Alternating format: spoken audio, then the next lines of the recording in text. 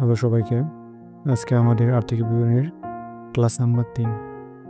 এখন আমরা দেখব কীভাবে আর্থিক অবস্থার বিবরণী প্রস্তুত করা হয় বা উদ্বৃত্তপত্র বা ব্যালেন্স শিটও বলা হয় এটা কীভাবে আবার নগদ প্রবাহ বিবরণী বলা হয়, এটাকে আমরা কীভাবে তৈরি করব এটা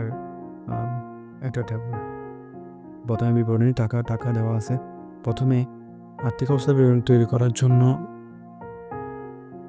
এখানে সম্পত্তি আর দায় যেগুলো সবগুলো এখানে আসবে, আর আয় ব্যয় যেগুলো আছে এগুলো আসবে না।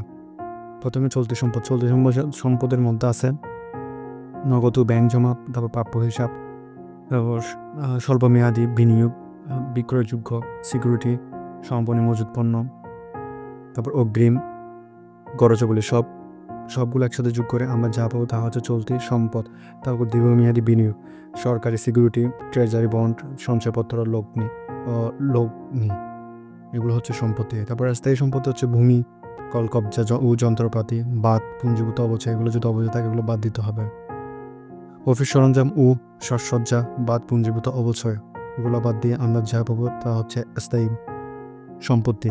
তারপর অস্পর্শনীয় সম্পত্তি, সুনাম, কপিরাইট, ট্রেডমার্ক, এগুলো হচ্ছে অস্পর্শনীয় সম্পত্তি।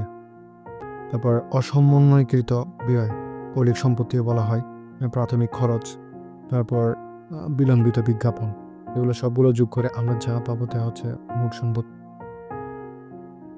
তারপর হচ্ছে যে দায় ও মালিকানা সূত্র, চলতি সম্পত্তি হচ্ছে প্রদেয় হিসাব, প্রদেয় নোট, ব্যাংক জমা অতিরিক্ত, প্রদেয় কর, সবগুলো একসাথে যোগ করে আমরা পাবো চলিত দায়।